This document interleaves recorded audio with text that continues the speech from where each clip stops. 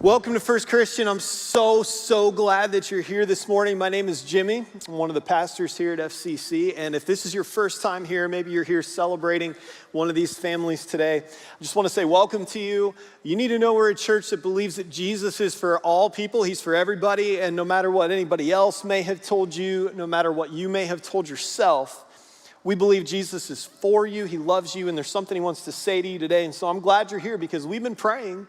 Maybe today you would hear a little bit about what that might be that he wants to say to you. So before I get to that, let me just mention a couple really cool things that are happening here at FCC right now. If you're friends with me on Facebook, maybe you saw I posted something about this earlier this week, but a few really cool things. We've been talking a lot about vision over the past 6 weeks or so, about what the future looks like for our church, about what we're going to be about, and about who we're going to be for. And I just want to let you know, for those of you who are curious what happens now, man, we are already at work just making some things happen. So a couple really cool things. I found out this week that we are officially, as a church, First Christian Church is part now of the West Stark Homeless Task Force. That means that we get to sit at a table with community leaders, including Judge Elam from Massillon, and we get to be part of conversations about how we're not only going to put roofs over people's heads, but because we're in this conversation, we're going to make sure that they get pointed to Jesus every step of the way. So I'm super excited that we get to be a part of that conversation. It's a great door that God has opened for us. I also want to mention two other things. Later this week, we're going to host an event called Foster Hope right here at FCC.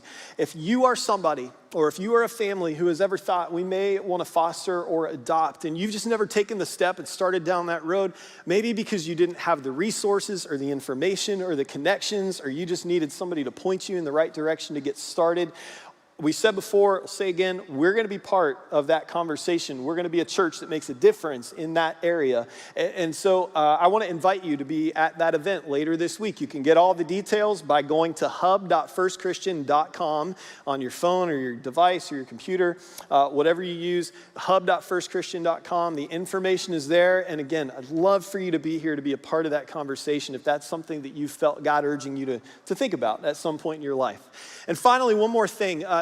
Later this month is Harvest Meal.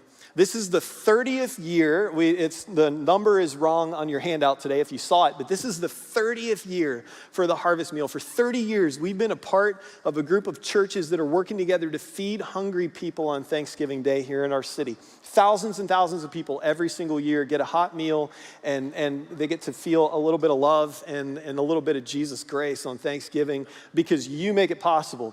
And so that happens again later this month on Thanksgiving Day.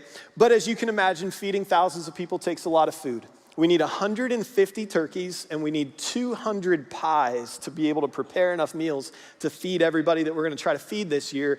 And so what that means is we need maybe some of you who will say, I can donate a turkey, I can donate a pie, I can help out. Maybe you can't do turkey or pie, but you say, I can donate some money so that we can go buy some things.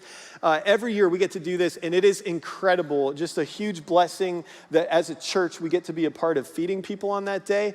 It's just a super cool thing that we get to be a part of. So if you're interested, if you're willing, again, go to hub.firstchristian.com and all the information is there. You can also stop at the Welcome Center after church, and we have some paper forms if you're willing to sign up and say, I can donate a turkey, I can donate a pie, I can donate some money, whatever that looks like. I'll volunteer. We need a lot of volunteers to prep and deliver meals. Whatever that looks like, we would love to include you in that. And I promise, gosh, if you want to feel just a sense of gratitude, a sense of blessing, and just get to be part of something really cool this Thanksgiving, you don't want to miss that, all right? So with that, let me shift gears a little bit. Today we're going to talk about something that impacts almost all of us, certainly impacts me. I would say it probably definitely impacts you in some way. So let me start here. A few years ago, Gallup did some research. They did a survey. They wanted the answer to the question, what is rich? Like, how much money would you have to make? How much would you have to own, to feel like you crossed the line to say, this is enough. I'm rich now. And what was really interesting is the results of the survey and the research that they did really varied depending on where somebody was in their life. So for example, people who made in the ballpark of $30,000 a year said, man, if I was gonna feel rich, I would need to make about $74,000 a year. That was the average answer, $74,000. Now, Some of you in the room, you make that much money. You're somewhere in that ballpark, or maybe you make more, and you're sitting there hearing me, and you're thinking, gosh, that doesn't sound all that rich to me. I told you it's a moving target, right? So that's people who make about $30,000 a year, but what about people who make about $50,000 a year? People who fall in that income bracket said, man, I would feel rich if I made about $100,000 a year. $100,000. And then some of you, again, you might be making that much money and you're saying, shoot, I got a couple kids in private school, I've got a mortgage, I've got some car payments. $100,000 isn't going all that far in today's world. Well, they continued on and they asked some of the highest money earners, people well into 6, even 7 figures, how much would you have to make to feel rich? And the average answer from those people was, if I had $5 million in total assets, I would feel rich, right? Just $5 million, I would feel really rich. Here's what came out of this, okay? Here's what I saw in this survey data. What I saw is it's a moving target, it's a moving line, and the more somebody makes, the answer to that question is, I don't really know what rich is, I don't know how to define that, I just know it's a little more than what I have right now. And maybe you're like me, earlier in your life you said, man, if I could just, when I get to the point, when I see the day where I make this much money, I am gonna be, man, I'm just set. Anybody ever say that? And then what happens? You get there and you cross that line and the line moves, right? And then you're like, man, if I could just make that much money, I would be good, I'd be set. And then you get there and the line moves again. You're like, if I could just, you know what I mean? It's a moving target. But here's what we see. What we see is the answer to the question of what is enough is it's always a little bit more than what I have. It's always a little bit more than what I have. And maybe that's why Jesus spent so much time talking about money and a right perspective of money and possessions and all these kind of things. Maybe that's the reason why. Now, a couple things I want to stop and acknowledge right here. Number one, some of you are thinking, man, did I pick the wrong day to come to church? We're talking about money. Are you kidding me? I promise today's conversation is bigger than money, so hang with me. The second thing I want to acknowledge is this. I'm 100% sure we have some people in the room this morning and we have some people watching online who would say, I haven't taken the step of trusting Jesus yet. I haven't put my faith in him, and so don't talk to me about trusting Jesus with my money because I haven't trusted Jesus with anything. I know that you're here, I know that you're listening, and I just want to say to you this morning, don't tune me out, because what we're going to talk about today, guys, is if I could just show my hand a little bit, is this truth, that the more we put our hope in things of this world, the more we put our hope in the economy, the more we put our hope in politicians who might fix it, the more we put our hope in our checking, our savings account, our investments, our mutual funds, all those kind of things, the more we put our hope in stuff, man, the more stress and the more anxiety and just the more turmoil and the more unease we feel in our lives. But I believe, and you may not believe this yet, and that's okay, but I believe the more we put our hope in Jesus, the more peace and comfort we feel knowing it's about more than how many zeros are in my bank account. Okay, so that's what we're going to talk about today. So with that, if you have a Bible, open up to Luke chapter 12. And what I want to share with you are some words of Jesus that it's going to sound funny because these are strong words, but they're actually words of comfort. And I want you to think about that as I read this. In Luke chapter 12, we'll put it on the screen. If you don't have a Bible or the Bible app on your phone, that's okay. You can read along with me on the screen. But here's what Jesus says in Luke 12 as he's having a conversation with some people one day and the subject of money comes up. Jesus has some things to say. Specifically, he says, watch out.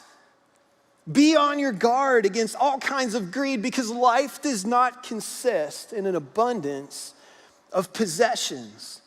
In other words, what he's saying is this. He's just really simply, he's trying to communicate this principle that your life and the quality of your life is not measured by the volume of your stuff. The quality of your life is not measured by the volume of your stuff. So Jesus says, be on your guard, be very careful, because culture is going to tell you that if you just had fill in the blank, you'd be happy. Like if I just had this, like I'm not happy, I'm not content, I don't have any peace, but if I just had this, I think I'd be good, right? And it's always a little bit more than what we have. And Jesus says you got to be so careful of that mindset, because the quality of your life does not consist in the abundance of your stuff. And he goes on to tell a story about a powerful, this really wealthy farmer who one year for some reason just has a record crop. It's like whatever happened, this guy, he was doing really, really well this year. So well, in fact, that all the barns that he'd built on his farm couldn't even hold all the crops from that year's harvest. And so he steps back and he's scratching his head and he's like, man, I have a problem. don't know what to do with this. I have all this stuff that won't even fit in my barns. I could give some away, but I might need that stuff. And then he says, I know what I'll do. I'm going to tear my barns down. I'm going to build some bigger barns. I'll fill them up with all this stuff, and I'm going to retire early. He's like, I'm hanging it up, baby. I'm just going to cruise for the rest of my life, right? This will be easy living because I'm going to be set. I want you to see what God says to this guy.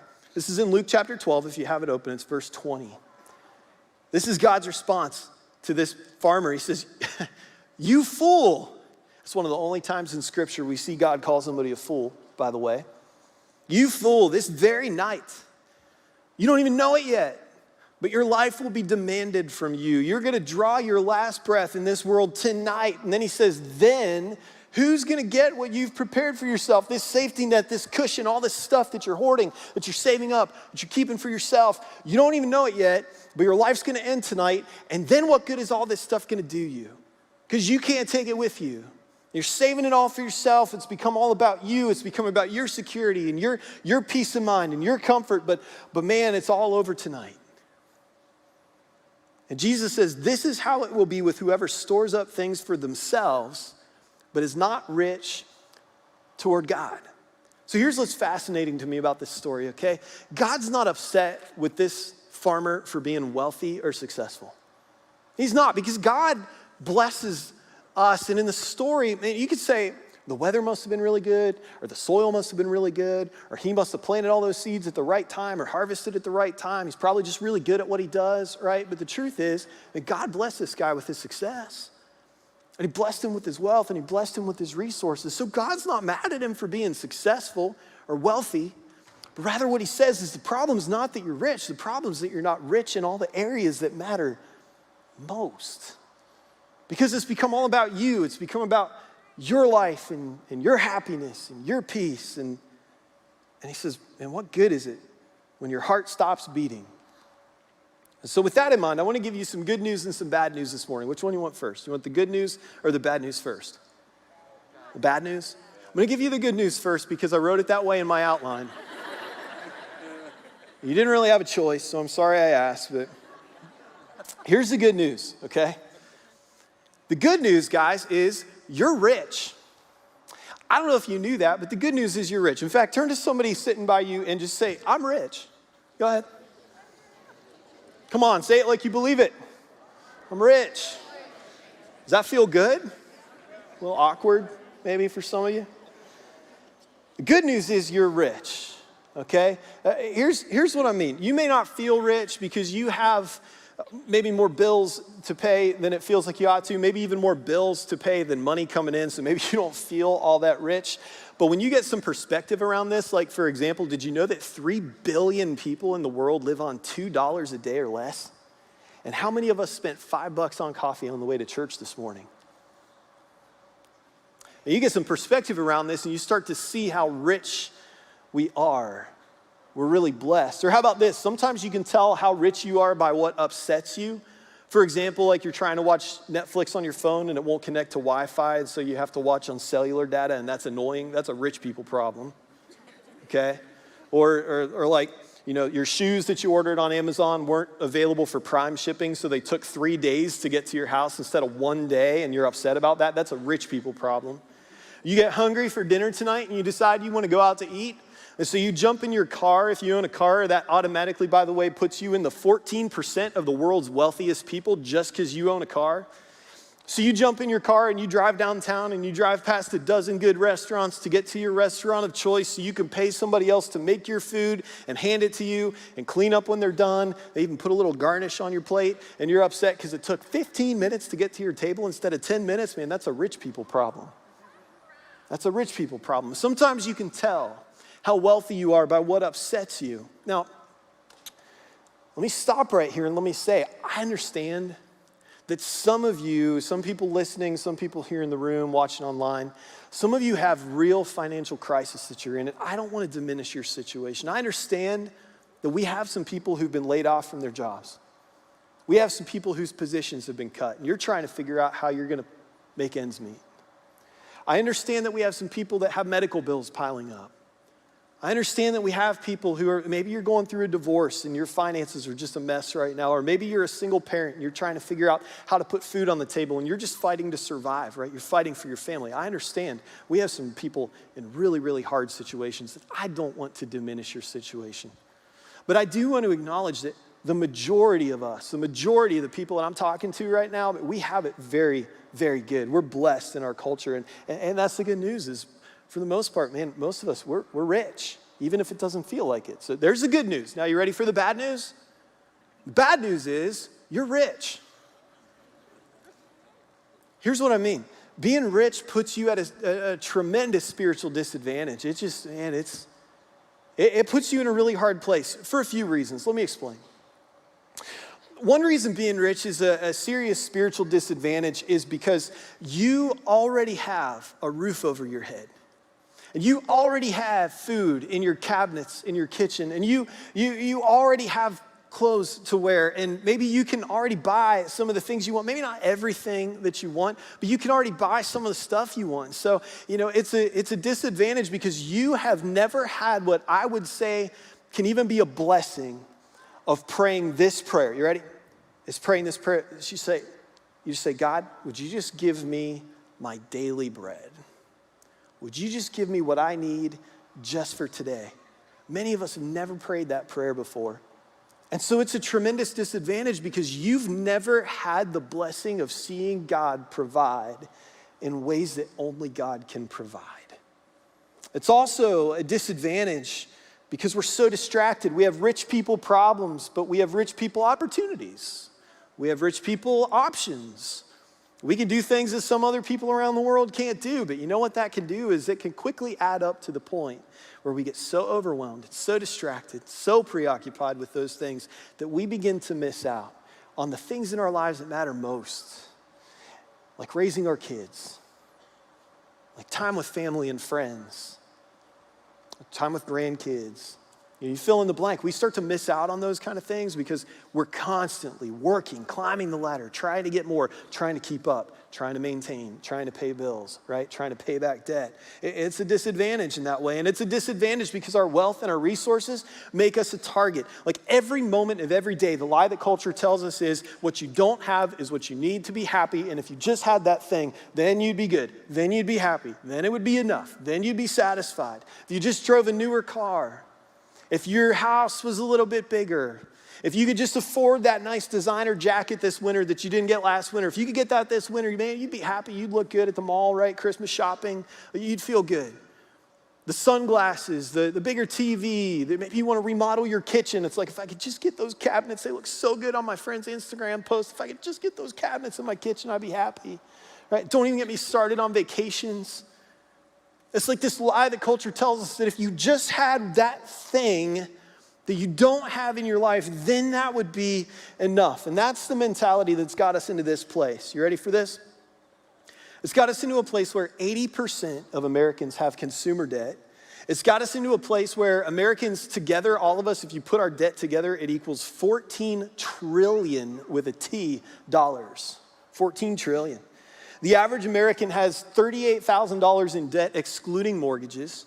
It's got us in a place where 20% of Americans use at least half their income to pay back debt. It's got us in a place where 13% of Americans, how sad is this? 13% of us expect to be in debt for the rest of our lives. I'm gonna die with debt. It's the number one cause of stress and strain in marriages and families. And we just had a stage full of marriages and families, young kids up here. Well, let me just tell you guys, money is the number one cause, according to psychologists, of arguments and fights and stress and anxiety in marriage. And it's one of the leading factors that steers people toward divorce, disagreements about money and the stress that comes with it. We are on our way to financial destruction, real trouble, financial ruin. And what's got us into this place? I'll tell you, it's because we live in a culture that worships stuff. We live in a culture that tells us we just need more and more and more. And it's at the point where we're not even just spending money we have anymore, but we're spending money that we don't even have yet. Isn't it crazy these days? Do you ever think about this? Isn't it crazy how many places you can get a credit card? Like you go to Kohl's, right? And first of all, Kohl's is crazy because you go in there and buy a pair of socks and your receipt says you saved like $380, you know? So they're insane anyway. But you get to the checkout aisle and you walk up to the register and what's the first thing they tell you? Do you want to pay with your Kohl's card today? Oh, you don't have one? Do you want to sign up? It only takes 2 minutes. Or you go to Macy's, right? You want to pay with your Macy's card today? Oh, you don't have one? Do you want to sign up? It only takes 1 minute, right? It's like you expect to go to Dairy Queen and they're like, you want to pay with your Dairy Queen card? You say, if that's how I get my Heath Blizzard, charge it, baby, whatever I got to do, right? Well, that mentality has us in a really, really bad place. Jesus had so much to say about money, man. It's not because he just wanted your money. It's because he doesn't want us to live in a place where we're constantly stressed about stuff of this world. I don't know if you've ever noticed this, but believe it or not, Jesus talked more about money than heaven and hell combined. He talked more about money than heaven and hell combined. And when you look at scripture, you look at the Old Testament, you look at the New Testament, almost across the board, if the subject of money comes up, it's connected to a warning of some kind. And I just want to say right here, I want you to know, I'm not against stuff. It's okay to own nice stuff. You just have to make sure your nice stuff doesn't own you. Because listen, when you buy something, you go into debt for it, then that debt owns you. It's like a bondage that you're in. And you know what happens is when you're in that bondage, you lose options. You lose choices. And then if there's something you want to do or God calls you to something or you want to give to help somebody or you want to, you need that flexibility, you don't have it anymore because your stuff owns you and you're in this bondage of debt. And I have talked to countless people who've said, man, I really want to do this or I really want to give to this or I know somebody who needs some help. I wish I could help them. I just don't have the money. And it's because their bills are stacked up so high. There's just no flexibility. There's no margin. There's no breathing room. When your identity and your contentment and your peace are found in your stuff, man, it's a dangerous place to be because it owns you at an emotional and a heart level. So what do we do with this? Because again, we live in a culture that says your stuff is what matters. So how do we get away from this, okay? Here's what happens if we don't, by the way, just so you understand why this is so important. If we don't break this mindset, then what we do is we start to compare ourselves to other people. And let me tell you something, comparison will either make you feel inferior or superior, but neither one honors God. Let me say that again. Comparison will either make you feel inferior or superior, but neither one honors God. And so we have to break this curse of comparison because what happens is we look around and we see what the Joneses are doing and we see where the Joneses are going on vacation or we see what the Joneses are driving and we just want to keep up with the Joneses, right? But I got a news flash for you. The Joneses are broke. They don't have any money either. 78% of Americans are living paycheck to paycheck. And so we're comparing our lives to people that can't even afford the life that they're living. And now let me back up away from the issue of money. And let me just say social media compounds this issue because now what happens is you're carrying the Joneses around on your phone in your back pocket. And you're not just comparing your bank account anymore. You're not just comparing your car. You're comparing every aspect of your life to theirs. And it is a curse. So how do we keep this from becoming an even bigger issue? There's even a deeper level to this. The deeper level is this. It goes beyond this lie that your stuff will make you happy, and it goes to a point where culture starts to tell you that if you don't have fill in the blank, then you don't measure up and you're not good enough. And I know I'm talking to people who can relate because you don't have to live in America but about 15 minutes before you start to feel that. If I don't have this, if I don't drive this, if I don't have this kind of job, if I don't live in this neighborhood, if I don't, whatever, fill in the blank, then I'm not good enough. I don't measure up. And I want to tell you something, that is not a lie of our culture. And I believe that is a lie straight from the lips of Satan.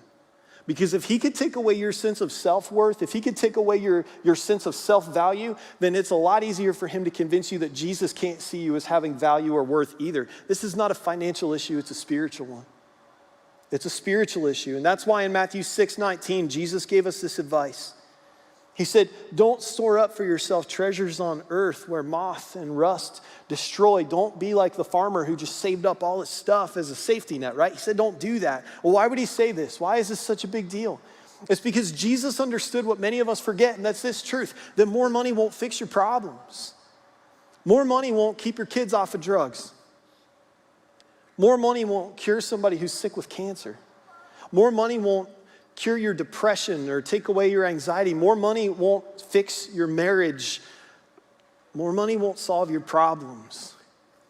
And see, what we do is we try to satisfy these eternal longings with temporary stuff. But when you try to satisfy an eternal longing with a temporary thing, it just leads to an empty life. And what we need, church, let me tell you something. What we need is not more temporary stuff. What we need is more eternal stuff. We don't need more money. We need more Jesus. We don't need more money. We need more Jesus, because there is no hope in money. And there is no hope in economy. But what Jesus offers us is hope. And that's what we need. So Jesus continued, he said, store up for yourselves treasures in heaven, where moths and rust do not destroy, and where thieves do not break in and steal. For where your treasure is, there your heart will be also. See, a lot of times I think what some of us do, and I've sure done this in my life, is we'll say things like, we'll say all the right things. Jesus, you ask me for anything, I'll give it to you. Jesus, tell me to go anywhere, I'll go. Jesus, tell me to do anything, I'll do it, right? We say all the right things. But then here's the way that many of us live this out. What we really mean if we would say it is we would say, Jesus, you can ask me for anything, just don't ask me for that. Jesus, you can ask me to do anything, just don't ask me to do the thing I don't want to do. Or Jesus, you can ask me to go anywhere, just don't ask me to go there, because that's not where I want to go. I want to go there. Right? So we say the right things, but then we don't live it out many times. And that's why Jesus offers us this advice to not be consumed with temporary things, to keep our eyes on bigger things, because I'll tell you, I don't want to live under the power of the things of this world. I would much rather live under the blessing of God, who offers me hope and offers me a future and offers me better things than any bank account or investment or retirement fund is going to offer me, any income, anything else, because it's temporary. And there's always this desire for more, but in Jesus we find that he's enough. And that's why I love what Paul said to Timothy. Timothy was this guy, if you know the Apostle Paul. If you don't, he wrote most of the New Testament, the second half of the Bible. Like he went around and planted churches everywhere. Incredible spiritual leader, right? And he had this guy named Timothy that he was mentoring, who was like a son to him. And this is what Paul said to Timothy. As he's talking to him, he's trying to teach him how to be a good leader, how to be a good church leader. And he says, Timothy, here's what I want you to do, okay? I want you to go talk to the rich people. And I just want to remind you, what did we say earlier? The good news is you're rich. Say it again. Say, I'm rich. I want you to think about that, because he's talking to you and he's talking to me. And I don't want you to hear these words I'm about to read and think that's for somebody else. It's for you and it's for me. 1 Timothy chapter 6 says, command those who are rich in this present world, you and me, not to be arrogant. In other words, don't think you're all that because you got some stuff. Nor to put their hope in wealth, which is so uncertain. And man, don't we know that better today than ever before. But he says instead, put your hope in God, who does what? Who richly provides us with everything for our enjoyment. In other words, don't feel guilty when you're rich. God blesses you. He loves to bless his children. Don't feel guilty for that, but do feel responsible. God blesses you, and it's not all for you. And Scripture says to the person that much is given, Jesus told us this in a parable, to him who much is given, much more will be required or asked or expected. So there's responsibility that comes with that.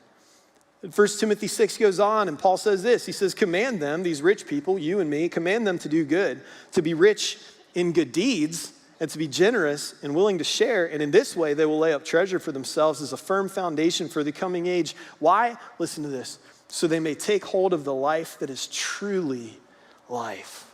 So they can enjoy the depth and the blessing of the living under the blessing of God. So be generous, be willing to share. How do we do this? I think the key is gratitude. I think the key is stopping and intentionally having time in your life where you stop and you consider all the ways that you're blessed. Whether it's like these parents who were sitting up here and many of you that are just blessed by your kids.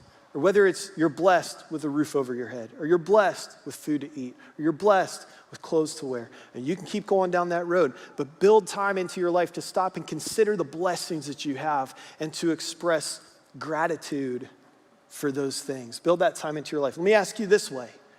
When's the last time that you prayed and you didn't ask for anything? When's the last time that you prayed and you just said, God, thank you for this and this, and you just go down the list and say thanks for all the blessings in your life. Have you done that recently? If you haven't, let me challenge you to. I am so thankful for my wife. She's sitting right there. I'm so thankful for her. The other night I told her I was going to preach about this, and she said something to me that was really profound. And I want to challenge you with this. This is what she said. She said, hey, did you ever think about this? If you woke up tomorrow and all you had left were the things that you've thanked God for, what would you have? That's pretty good, right? She's smarter than me. I should let her write my sermons. What would you have?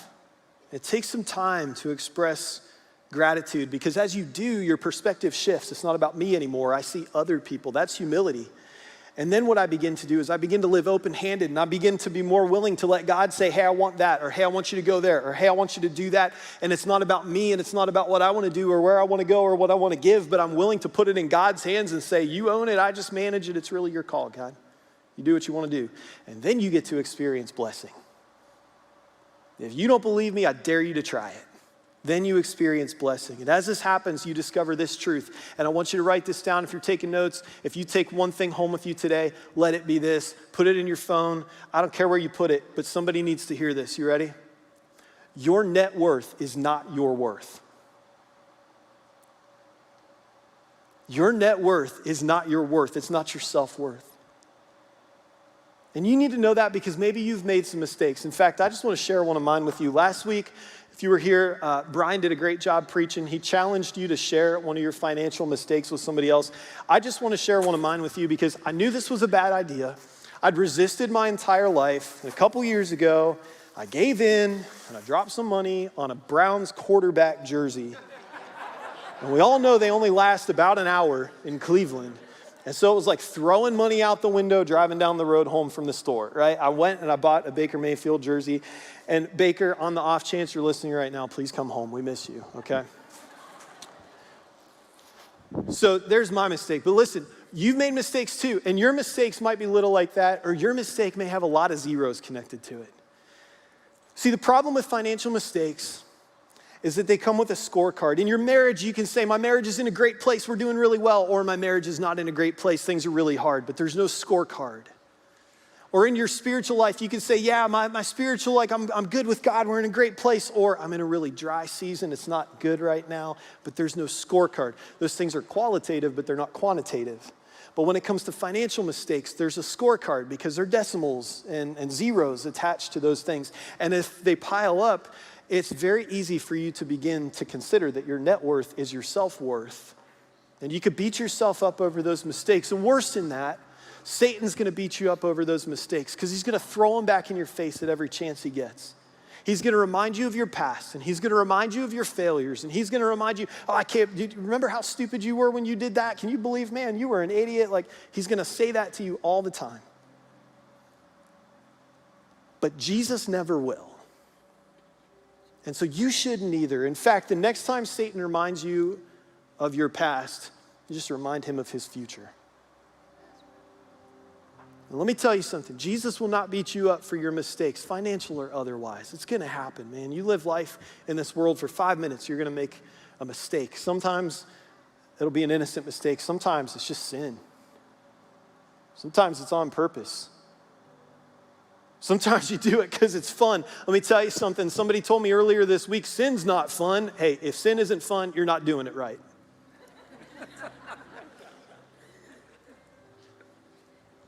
And so maybe you did it on purpose. Maybe it wasn't a mistake. Maybe it was intentional. But you know what? Here's the hope we have in 2 Corinthians chapter 2. It says, therefore, if anyone is in Christ, he's a new creation. The old is gone, and the new has come. And what Jesus sees in you is something brand new. And so you are not your mistakes, and you are not defined by your past. If you know Jesus, you get a clean slate. And so what we're going to do now is we're going to go into a time of communion. We do this every single week, a time in our services where we stop just to say, Jesus, thanks for loving me enough. to pay debts I couldn't pay, to give me a clean start so that I'm not defined by my mistakes and I'm not defined by my reputation and I'm not defined by my past, and my net worth is not my self-worth, and I have a hope and I have a future and I can have peace and I can have comfort and I can have contentment because I understand that my identity is in you. That's what this moment is all about.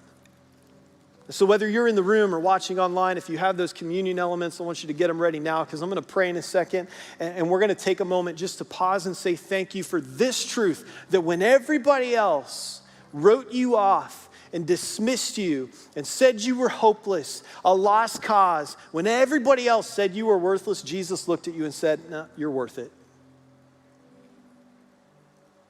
Father God, thank you so much for that hope. For people who are listening right now who, if it's financial or anything else, who've just made a mess out of things, God, I pray that you would, through your Spirit, that you would give them hope today. God, if there's anybody that just needs to turn to you, to trust you, honestly, sometimes I think we just fight and we fight and we fight because it's like a pride thing, or it's like a stubbornness, or it's like a denial of, I don't need any help. But God, it's an uphill battle. I have found it to be true, and I think there are people listening right now who found it to be true. And so for anybody who's listening today who just needs to lay down their burdens at your feet and say, Jesus, you take control, I pray that you would give them the strength, not the weakness, but the strength to do that today. And God, in you, may they find identity and peace and worth. And I'm so thankful that you saw that in me. I'm thankful that you saw that in us. Jesus, we love you. We're so thankful for the cross and for the empty tomb that gives us hope, that gives us grace. We pause in this moment to express gratitude for that blessing and to say thank you. We pray this in your name. Amen.